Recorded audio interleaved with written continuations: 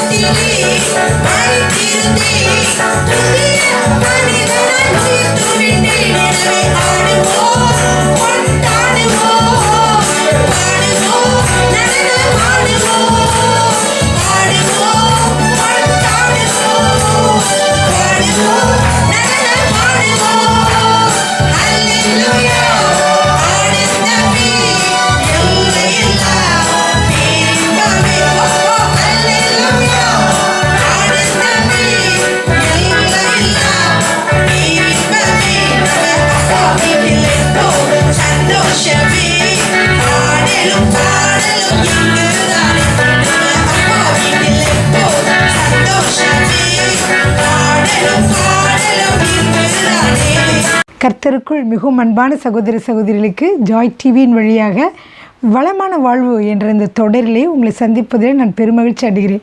ஹல்லேலூயா. பிரியமானவர்களே, இந்த நாளிலே நான் உங்களோடு கர்த்தருக்குள் அமர்ந்திருப்பது, அதாவது அமர்ந்திருங்கள் என்ற ஒரு தலைப்பின் மூலமாக உங்களோடு நான் பேச விரும்புகிறேன். இந்த நாட்களில் பார்த்திங்கன்னா பல துறைகளில் இந்த உலகம் முன்னேறி கொண்டிருந்தாலும் அநேக சவால்கள் நம்முடைய நாட்டிலே நம்முடைய நாட்டில் இந்த உலகளாவிய ரீதியில் பார்க்கிற பொழுது அநேக சவால்கள் வந்து கொண்டிருக்கின்றன தான். நோய் நொடிகளிலிருந்து அதிலிருந்து எப்படி மனிதர்களை காப்பாற்றுவது என்று தெரியாமல் கோவிட்-19 பார்த்திங்கன்னா பல நாடுகளில் பல தத்தளிப்புகள், பொருளாதார குறைவுகள், எவ்வளவோ காரியங்கள் நடந்து கொண்டிருக்கிறது. எனவே நம்முடைய இந்த சூழ்நிலையிலே பார்த்திங்கன்னா நிசப்தமும் அமைதியும் குறைந்து ஒரு பரபரப்பும் இறைச்சலும் நிறைந்ததாக இந்த உலகம் காணப்படுகிறது. பாருங்கள், பல பிரச்சனைகள் நம்ம இந்த உலகத்தில் பார்க்கிறோம். ஒவ்வொரு பிரச்சனைகள் பொழுதும் மக்கள் கொந்தளிக்கிறார்கள், மனம் வேதனைப்படுகிறது. இப்படிப்பட்டதான நாட்களை நாம் வாழ்ந்து கொண்டிருக்கிறோம். எனவே நமக்கு அமைதி என்பதே கிடையாது. எப்பொழுதும் பல காரியங்களிலும் நம்ம யோசித்து கொண்டு மனம் பதறிக்கொண்டு சில காரியங்களை கேட்கிற பொழுது, நியூஸெல்லாம் வாசிக்கிற பொழுது நம்முடைய உள்ளம் மிகவும் பதபதப்பாக அடைகிறது இல்லவா? நம்முடைய உள்ளமும் விதவிதமான சிந்தனைகளிலே சென்று பல காரியங்களை செய்ய விளைகிறோம். எனவே ஆனால் ஒரு கருத்தை நீங்கள் பார்த்தீங்கன்னா, பலமான வாழ்வு என்பது என்னவென்றால் ஒரு அமைதியான, ஒரு அமெரிக்கையான ஒரு சூழ்நிலையில் தான் நம்ம என்ன செய்ய முடியும். அப்படிப்பட்ட சூழ்நிலையை நாம் செல்கிற பொழுது தான் அதை பெற்றுக்கொள்ள முடியும் அல்லவா? எத்தனையோ காரியங்களில் பல இதில் நம்ம போராட்டங்கள், பல காரியங்கள் நம்ம மனம் வருத்துகிற பொழுது, அல்லது நம்முடைய குடும்ப சூழல்கள் நம்மளை மனம் வருத்துகிற பொழுது, அதற்காக நம்ம பல செயல்களை செய்வதற்கு நம்ம போராடினோம் என்றால் நம்முடைய வாழ்க்கையிலே மிகவும் கஷ்டமான சூழ்நிலையில் இருக்கும். எனவே நாம் அமைதியாக இருக்க வேண்டும் என்பதை ஆண்டவரும் விரும்புகிறார். ஹல்லேலூயா. தாவீது அரசன் கூட பார்த்தீங்கன்னா, பிரியமானவர்களே, வேதத்தை எடுத்துக்கொள்ளலாம். சங்கீதம் 62வது சங்கீதம் 5வது வசனம். என் ஆத்துமாவே தேவனையே நோக்கி அமர்ந்திரு, நான் நம்புகிறது அவராலே வரும் என்று சொல்லி சங்கீதத்திலே நாம் வாசிக்கிறோம். சங்கீதம் 23 கூட நாம் வாசிக்கிறோம், அமர்ந்த தண்ணீர்களிடையிலே அவர் என்னை கொண்டு போய் விடுகிறார் என்ற வசனத்தில் நாம் வாசிப்போம். எனவே இந்த அமர்ந்த சூழ்நிலை அல்லது ஒரு ரெஸ்டாக இருக்கக்கூடிய சூழ்நிலை நம்முடைய வாழ்க்கையில் மிகவும் அவசியம். பிரியமானவர்களே, நம்முடைய வாழ்க்கையில் எப்பொழுது பார்த்தாலும் நாம் இதை செய்ய வேண்டும், அதை செய்ய வேண்டும் என்று நாம் மனதை அலைப்பாய்ந்து கொண்டு இருக்கிற வேளையிலே ஆண்டவர் நம்முடைய வாழ்க்கையிலே எதையும் செய்ய முடியாது. ஆண்டவர் நம்முடைய வாழ்க்கையிலே கிரியை செய்ய வேண்டும் என்றால் நாம் ரெஸ்டாக இருந்தால்தான் அவர் வேலை செய்வார். ஹல்லேலூயா. அதான் ஒரு கூற்று சொல்வாங்க, நம்ம ரெஸ்டாக இருக்கும்போது தான் ஆண்டவர் நம்ம வாழ்க்கையில் ஒர்க் பண்ணுவார், நம்ம ஒர்க் பண்ணிகிட்டு இருந்தால் அவர் ரெஸ்ட்டில் இருப்பார்னு. அது மாதிரி நம்முடைய வாழ்க்கையிலே பல காரியங்களை செய்ய நாம் திட்டமிடுகிற பொழுது, இந்த காரியங்களை அடைவதற்காக நாம் செய்யக்கூடிய முயற்சிகள் படபட என்று பதற்றத்துடன், நம் ஆத்திரத்துடன் வேகமாக செய்ய வேண்டும் என்று இப்படிப்பட்ட சூழ்நிலை நாம் இருக்கிற பொழுது என்ன செய்ய முடியாது, நம்முடைய வளமான வாழ்வை பெற முடியாது. பிரியமானவர்களே, எனவே நாம் ஒவ்வொரு நாளுமே நாம் அமர்ந்திருப்பது அவசியம். எனவே இந்த வாழ்க்கையிலே வளமான வாழ்வை சுதந்திரிக்க அமைதியும் அமெரிக்கும் நமக்கு மிகவும் அவசியமாகிறது. எனவே நாம் அமெரிக்கையோடு அமைதியாக அமர்ந்திருக்க வேண்டும் என்பது ஆவிக்குரிய விதிகளிலே ஒன்று. பிரியமானவர்களே, சங்கீதம் 62:5 சங்கீதம் 62:5 என் ஆத்துமாவே தேவனையே நோக்கி அமர்ந்திரு, நான் நம்புகிறது அவராலே வரும். ஹல்லேலூயா. எனவே நம்முடைய வாழ்க்கையிலே அமைதியாக இருப்பது மிகவும் முக்கியம். அப்போது நம்ம என்ன செய்ய வேண்டும்? இப்படிப்பட்ட சூழ்நிலையை நம்முடைய மனது பலவிதமான காரியங்களை போராடி கொண்டு பல சிந்தனையிலே சிந்தித்து கொண்டு பல காரியங்களை செய்ய விறுவிறுப்புடன் செய்ய முயல்கிற நம்முடைய மனதை எப்படி அமைதிப்படுத்துவது? எனவே உங்கள் உள்ளம் அமைதியடையத்தக்கதாக ஒரு அமைதியான இடத்தை தேர்ந்தெடுத்து கொள்ளுங்கள். உங்கள் வீட்டிலே கூட ஒரு இடம் இருக்கலாம். அந்த அமைதியான இடத்திலே நீங்கள் என்ன செய்ய வேண்டும் என்றால், ஒவ்வொரு நாளும் தினம்தோறும் அந்த இடத்திலே நீங்கள் சிறிது நேரத்தை அதிலே செலவழியுங்கள். முதலாவது நீங்கள் அங்கே அமர்ந்து அமர்ந்திருக்கிற பொழுது உங்களுக்கு பலவிதமான சிந்தனைகள் உங்களோடு கூட போராடலாம். பலவிதமான சிந்தனைகள், ஏமாற்றமான சிந்தனைகள், அவசரப்படுத்துகிற சிந்தனைகள், பல காரியங்களுக்கு உங்களுக்கு வருகிற பொழுது நீங்கள் அமர்ந்திருந்து மெதுவாக உங்களுடைய மூச்சை இழுத்து விட்டு என்று மூச்சை நீங்கள் இழுத்து விடுகிற பொழுது, பெருமூச்சு நீங்கள் விடுகிற பொழுது கொஞ்ச நேரத்தில் உங்கள் இதயம் அமைதி பெறும். அப்படிப்பட்ட ஒரு அமைதியான சூழ்நிலையிலே பின்பு கீழ்கண்டவாறு புதிய சிந்தனை அலைகளை நீங்கள் உருவாக்குங்கள் அல்லது நீங்கள் சிந்தியுங்கள். ஹல்லேலூயா. நான் தனியாக இல்லை, என்னுடன் தேவன் இருக்கிறார். ஹல்லேலூயா. எனக்குள்ளே சர்வ வல்லமை இருக்கிறது. தேவன் இருக்கிறார் என்ற என்ன அர்த்தம்? சர்வ வல்லமை எனக்குள்ளே இருக்கிறது. எனவே என்னால் எதையும் செய்ய முடியும். எனக்கு எந்த விதமான சக்தியும் என்னை எதிர்த்து நிற்க முடியாது. நான் எல்லா காரியங்களிலும் நான் வெற்றி பெறுவேன். எனக்கு தோல்வி என்பதே கிடையாது. என்னை ஒருவரும் மேற்கொள்ள முடியாது. எனக்கு விரோதமாக எந்த ஒரு ஆயுதமும் எந்தவித ஆயுதமும் வாய்க்காதே போகும். என் காரியங்களை தேவன் நிறைவேற்றுகிறார். அவராலே என் வாழ்க்கையிலே செய்ய முடியாத காரியங்கள் ஒன்றுமில்லை. அவரால் என் வாழ்க்கையிலே எல்லா காரியங்களையும் செய்ய முடியும். எனக்கு வெற்றி தரும் தேவனையே நான் துதிக்கிறேன். ஹல்லேலூயா. எனக்குள் அன்பு வாசம் செய்கிறது. என்னை ஒருவரும் விரோதிக்க முடியாது. என்னை யாரும் எனக்கு தீங்கு செய்ய முடியாது. நானும் யாருக்கும் தீங்கு செய்ய மாட்டேன். நான் நன்மையே செய்வேன். நன்மையை நான் விதைப்பதால் எனக்கு நன்மையான காரியங்களே என்னுடைய வாழ்க்கையிலே நடைபெறும். எனக்கு விரோதிகள் இல்லை. என்னை விரோதிக்கிறவர்களை அன்பு தொடுகிறது. எனக்குள்ளே இருக்கக்கூடிய அன்பு என்னுடைய விரோதிகளை மாற்றுகிறது. தீமைக்கு தீமை செய்ய மாட்டேன். அன்பு தீமையை வெல்லும். நான் வெற்றியோடு ஜீவிப்பேன். எனக்குள்ளே பரிசுத்த தேவன் உண்டு. நான் தேவனுடைய ஆலயமாக, பரிசுத்த ஆலயமாக இருக்கிறேன். நான் தேவனுடைய ஆலயம். அசுத்த எண்ணங்கள், அசுத்த நினைவுகள் என்னிடத்திலே இல்லை. நான் பரிசுத்தமாக்கப்பட்டிருக்கிறேன். நான் பரிசுத்தமாய் வாழ்கிறேன். கிறிஸ்துவின் இரத்தம் என்னை பரிசுத்தமாக்குகிறது. என்னுடைய நினைவுகளை தேவன் பரிசுத்தமாக்குகிறார். ஒவ்வொரு நிமிடமும் நான் பரிசுத்தமடைகிறேன். என்னை உலகம் கரைப்படுத்த முடியாது. இயேசு கிறிஸ்துடைய இரத்தம் என்னை கழுவி பரிசுத்தமாக்கி இருக்கிறது. மாமிசம் என்னை ஜெயிக்க முடியாது. பரிசுத்தத்திற்கு விரோதமான காரியங்களை நான் என்னை விட்டு அகற்றுகிறேன். அவைகள் எனக்கு தேவையில்லை. பரிசுத்தத்திலே எனக்கு பேரின்பம் உண்டு, மெய்யான இன்பம் உண்டு. இந்த மெய்யான இன்பமே எனக்கு போதும். என் தேவை மெய் இன்பமே. மெய் இன்பம் என்னில் பெருகிறது. அசுத்தத்திற்கு என்னில் இடமில்லை. அசுத்தத்தை நான் வெறுக்கிறேன். அசுத்த இன்பங்களை நான் வெறுக்கிறேன். அசுத்த சிந்தனைகளை என்னை ஆட்கொள்ள நான் விடமாட்டேன். நான் பரிசுத்தமாக்கப்பட்டிருக்கிறேன். பரிசுத்தத்தை நான் காத்துக்கொள்வேன். என் கண்கள் நேராய் நோக்கும். நான் அசுத்தமான இடங்களுக்கு போக மாட்டேன். என்னில் இருக்கும் பரிசுத்தம் அற்புதமானது. அது மிகவும் விலையேற பெற்றது. அது சிறந்த வல்லமை உள்ளது. வளமான வாழ்வின் அஸ்திபாரம் பரிசுத்தமே. தேவனுடைய ஆவி எனக்குள் இருக்கிறது. அது என்னை பரிசுத்தப்படுத்தி கொண்டே இருக்கிறது. நான் பரிசுத்தமாய் வாழ்கிறேன். நான் பரிசுத்தம் அடைந்து கொண்டே இருக்கிறேன். எனக்குள்ளே பரிசுத்த தேவன் இருக்கிறார். தேவனுடைய ராஜ்யம் எனக்குள்ளே இருக்கிறது. நான் பரிபூர்ணமான ஆசீர்வாதங்களை பெற்றுக்கொண்டிருக்கிறேன். நான் விரும்புகிற காரியங்கள் எனக்குள்ளே வந்திருக்கிறது. என் தேவைகள் அனைத்தும் சந்திக்கப்பட்டு கொண்டிருக்கிறது.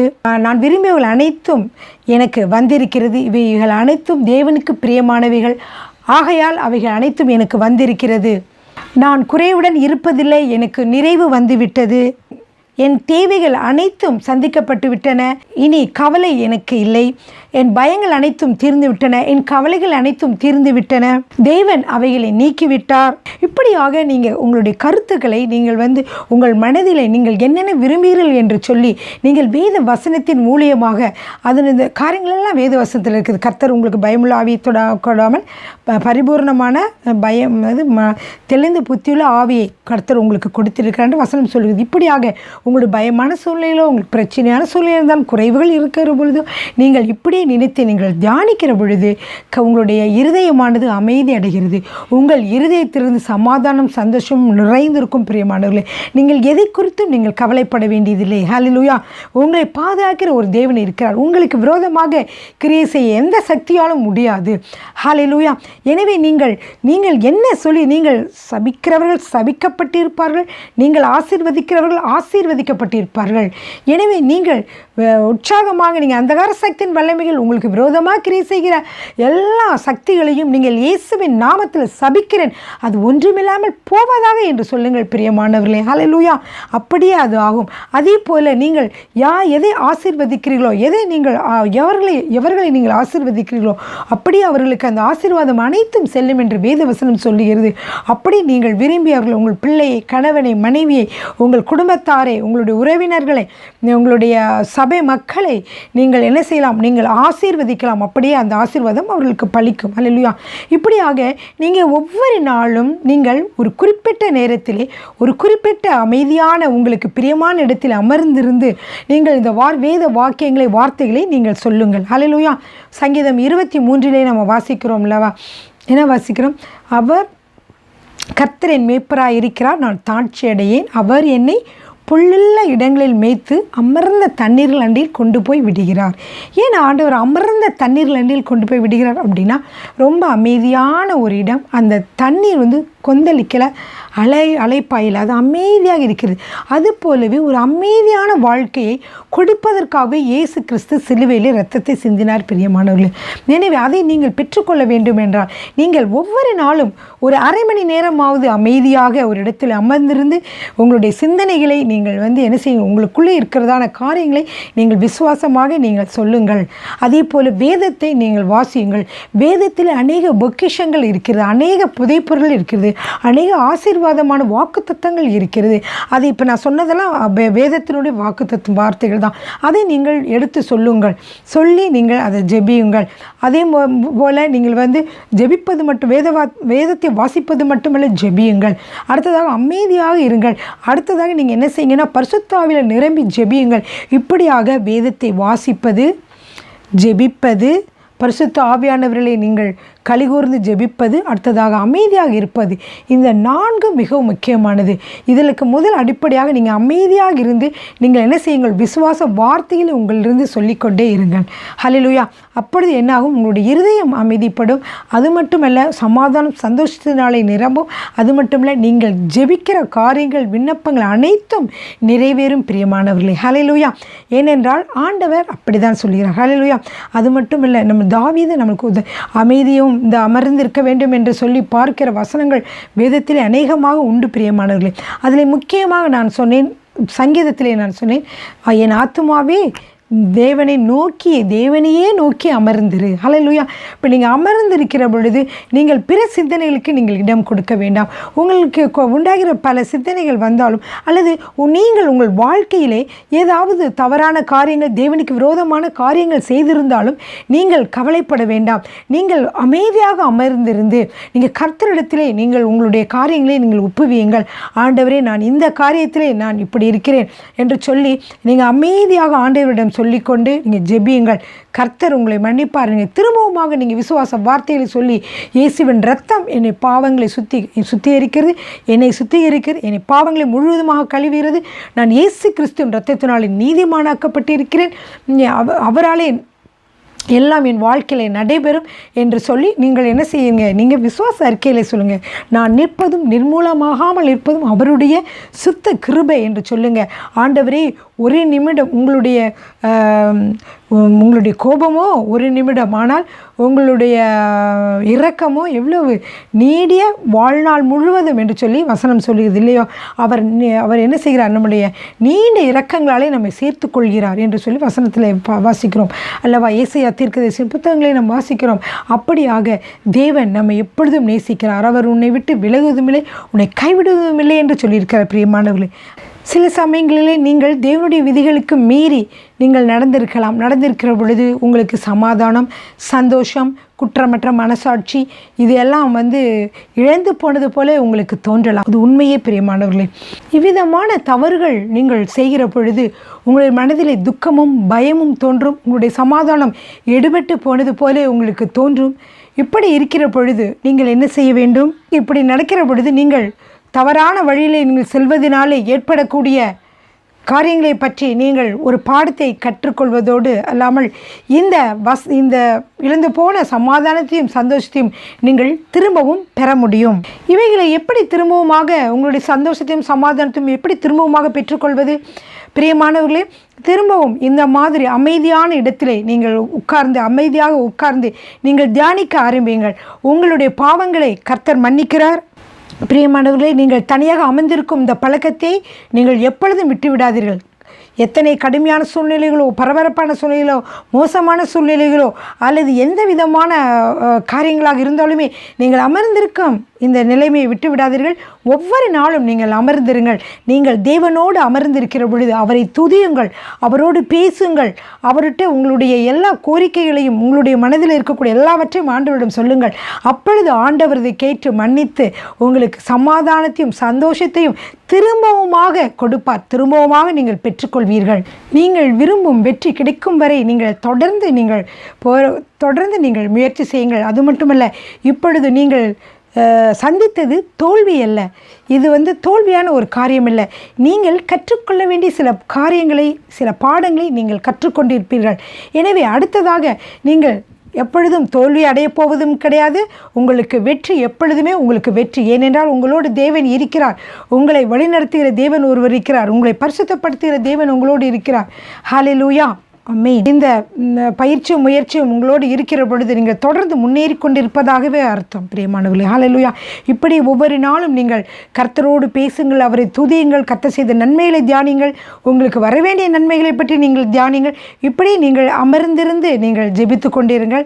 கர்த்தர் கட்டாயமாக நீங்கள் சீக்கிரமாக பலமான வாழ்வை நீங்கள் அடைவீர்கள். ஹல்லேலூயா.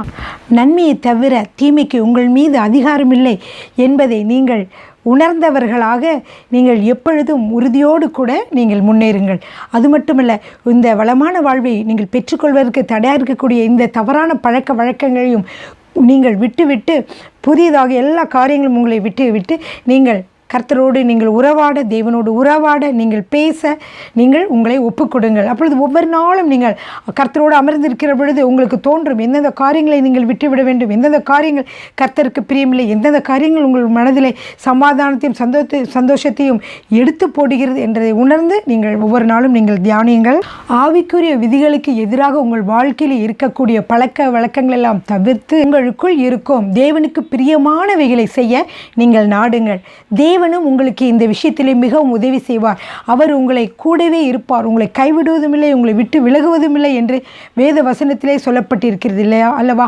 எனவே நீங்கள் எந்த சூழலும் கர்த்தர் உங்களை விட்டு விலக மாட்டார். நீங்கள் எப்பொழுதெல்லாம் கர்த்தரிடம் போய் அமர்ந்திருந்து நீங்கள் உங்களுடைய சிந்தனைகளை நீங்கள் புதுப்பித்துக் கொள்கிறீர்களோ அப்பொழுதெல்லாம் தேவன் உங்களோடு கூட இருந்து உங்களை வழி நடத்துகிறவராக இருக்கிறார். ஹல்லேலூயா. உண்மையிலேயே நீங்கள் தேவனிடம் அன்பு கூறுகிறீர்களா?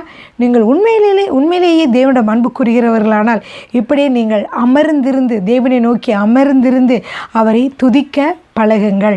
அமைதியான இந்த நேரத்தை நீங்கள் கர்த்தருக்கென்று ஒப்பு கொடுத்து நீங்கள் அமர்ந்திருங்கள். ஹல்லேலூயா, ஆமீன். நீங்கள் எதிர்பார்க்கும் காரியங்கள் தாமதமாய் கொண்டிருக்கிறதா? அதனாலே உங்களுக்கு பதற்றமும் ஆத்திரமும் வருகிறதா? இந்த தருணம் தான் நீங்கள் அமர்ந்திருக்க வேண்டிய தருணம் பிரியமானவர்களே. அல்லது உங்களுக்கு ஏதாவது வீட்டிலே குழப்பங்கள், சண்டைகள், கோபம் அதிகமாக கொண்டு இருக்கிறதா? ஏதாவது நினைத்து நீங்கள் வருத்தப்படுகிறீர்களா? ஏதாவது நினைத்து நீங்கள் பொறாமைப்படுகிறீர்களா? அல்லது ஏதாவது நினைத்து நீங்கள் ஆத்திரப்படுகிறீர்களா? இந்த நேரம் தான் நீங்கள் அமைதியாக அமர்ந்திருக்க வேண்டிய நேரம் பிரியமானவர்களே. கணவன் மனைவிக்கு இடையிலே சண்டை சச்சரவுகள், கணவர் செய்தது ஏதாவது உங்களுக்கு பிடிக்காமல் இருந்து ஆத்திரமாக இருந்து சண்டை போட வேண்டும் என்று நினைக்கிறீர்களா? இந்த நேரம் தான் உங்களுக்கு அமைதியாக இருக்க வேண்டிய நேரம். ஹல்லேலூயா. உங்கள் மனதை நீங்கள் அமைதியாக இருந்து கர்த்தரிடத்தில் நீங்கள் மிகவும் அமைதியாக நீங்கள் அமர்ந்திருக்கிற வேளையிலே உங்களுடைய பதட்டங்கள், ப்ரெஷர் எல்லாம் குறைந்து அமைதியாக மாறும் பிரியமானவர்களே. கர்த்தர் உங்கள் சிந்தனைகள் மூலமாக அவர் பேசுவார். அவர் நீங்கள் செய்ய வேண்டியது என்னவென்று அவர் உங்களுக்கு கற்றுக் கொடுப்பார் பிரியமானவர்கள். பரிசுத்த ஆவியானவர் உங்களிடமிருந்து பேசுவார். அப்பொழுது நீங்கள் உங்களுடைய வழிகளை நீங்கள் சீரமைத்துக் கொள்ள முடியும்.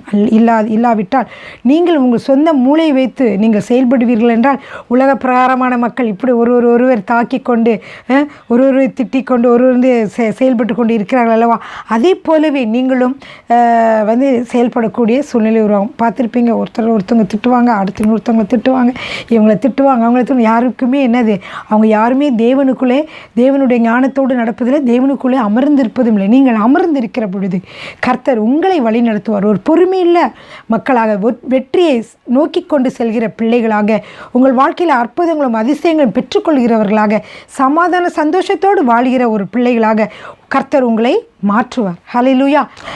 இப்படிப்பட்டதான பயிற்சியில் நீங்கள் ஈடுபடுவீர்களானால் இயேசு கிறிஸ்துவுடைய பிரசன்னம் உங்களை ஆட்கொள்ளும் பிரியமானவர்களே. ஹல்லேலூயா. இயேசு கிறிஸ்துவின் ரத்தம் உங்களை அனுதினமும் சுத்திகரிக்கும்.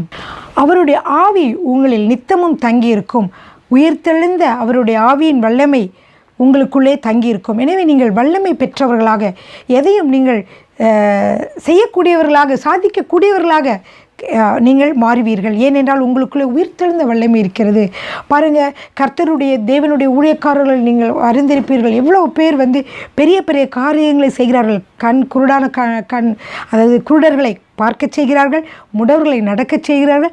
பலவிதமான அற்புதங்கள் எப்படி நடைபெறுகிறது?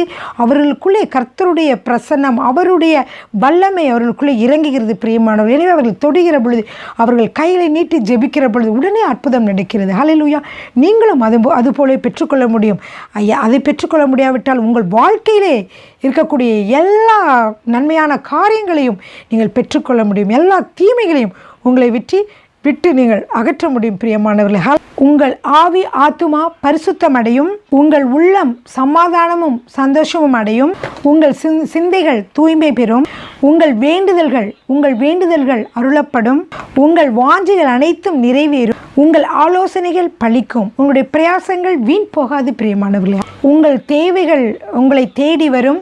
உங்கள் குறைவுகள் அனைத்தும் நீங்கி போகும். அநேகர் உங்களை நாடி வருவார்கள். அநேகருக்கு நீங்கள் ஆசீர்வாதமாக இருப்பீர்கள். தேவனுடைய சித்தம் உங்கள் வாழ்க்கையிலே நிறைவேறும். வளமான வாழ்வு உங்களை வந்தடையும் பிரியமானவர்களே. எனவே ஒவ்வொரு நாளும் நீங்கள் உங்களுக்காக ஒரு அரை மணி நேரம் நீங்கள் அமைதியாக, குறைந்தது அரை மணி நேரமாவது நீங்கள் அமர்ந்திருந்து இந்த சிந்தனைகளை நீங்கள் ஓடவிடுங்கள். என்னென்ன காரியங்கள் உங்கள் வாழ்க்கையில் நிறைவேற்ற விரும்புகிறீர்கள் காரியங்களை சொல்லுங்கள். அல்லது உங்களுக்கு எதிர்த்து போராடுகிற எல்லா அந்தகார சக்தியின் வல்லமையிலும் நீங்கள் ஜெபத்திலே முறியடியுங்கள். உங்களை சுற்றிலும் இரத்த கோட்டைகளை மறைத்து கொள்ளுங்கள். அப்படியாக நீங்கள் இருங்கள் பிரியமானவர்கள். ஏனென்றால் இந்த நாட்களில் மிகவும் கொடுமையான காலமாக இருக்கிறது. ஆனால் சாத்தான் எப்பொழுதும் வெற்றி பெறப் போவதில்லை. உங்களை கர்த்தர் இரத்த கோட்டைகளை மறைத்திருக்கிறார். உங்களுக்கு விரோதமாக போராடுகிற எல்லா அந்தகார சக்தியின் வல்லமையிலும் கட்டுகிறேன் என்று சொல்லுங்கள் பிரியமானவர்களே. நீங்கள் மட்டுமல்ல, உங்களுடைய சபையாருக்காகவும் நீங்கள் ஜெபியுங்கள். உங்களுடைய ஊருக்காகவும் ஜெபியுங்கள். நம்முடைய நாட்டிற்காகவும் ஜெபியுங்கள்.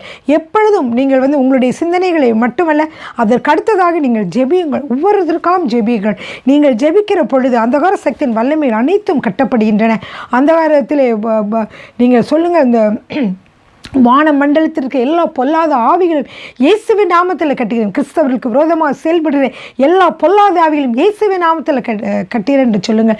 விசுவாசிகளுக்கு விரோதமாய் போராடுகிற எல்லா அசுத்தவின் வல்லமையும் கட்டுகிறேன் என்று சொல்லுங்கள். என் குடும்பத்திற்கு விரோதமாய் போராடுகிற எல்லா பொல்லாத ஆவிகளையும் அது செயலிழக்க செய்கிறேன் என்று சொல்லுங்கள் பிரியமானவர்கள். நீங்கள் என்ன சொல்லுகிறீர்களோ அது அப்படியே உங்கள் வாழ்க்கையிலே நடக்கும். ஹல்லேலூயா. விசுவாசத்தோடு கூட சொல்லுங்கள். ஹல்லேலூயா. அப்படியே நீங்கள் சொல்லி நீங்கள் உங்களை சுற்றிலும் வேலி எடுத்து கொள்ளுங்கள். கொரோனா நோய் பெருகி கொண்டிருக்க இந்த சூழலிலும் உங்களுடைய சொந்தக்காரர்கள், உங்களுடைய உறவினர்கள், உங்களுடைய சபையினர் ஒவ்வொருவரும் இரத்த கோட்டைகளை மறைத்து கொள்ளுங்கள். கர்த்தர் ஒருவரே புகலிடமாக இருக்கிறார் பிரியமானவர்கள். அவரை அண்டினோர்கள் பாக்கியவான்கள். எனவே நீங்கள் கர்த்தரை தெய்வமாக கொண்ட ஜனம் பாக்கியம் உள்ளது என்ற வசனத்தை சொல்லியது. அப்படியே நம்முடைய ஒவ்வொருவரும் கர்த்தரை ஜெபித்து கர்த்தரோடு இருந்து நீங்கள் அமர்ந்திருந்து அவரோடு பேசி உங்கள் வாழ்க்கையில் வேண்டிய எல்லா காரியங்களையும் பெற்றுக்கொள்ளுங்கள். முக்கியமாக உங்களை சுற்றி இருக்கிறதான இந்த நோய் கிருமிகள், அந்தார சக்தியின் வல்லமைகள், பிசாசின் கிரிகள் எல்லாவற்றையும் தினம்தோறும் கட்டி நீங்கள் ஜெபியுங்கள். அப்படியே கர்த்தர் இந்த எல்லாவற்றையும் ஒன்றுமில்லாமல் போக செய்வார். நீங்கள் சமாதான சந்தோஷத்தோடு கூட வாழ்வீர்கள். ஹல்லேலூயா. ஆமேன்.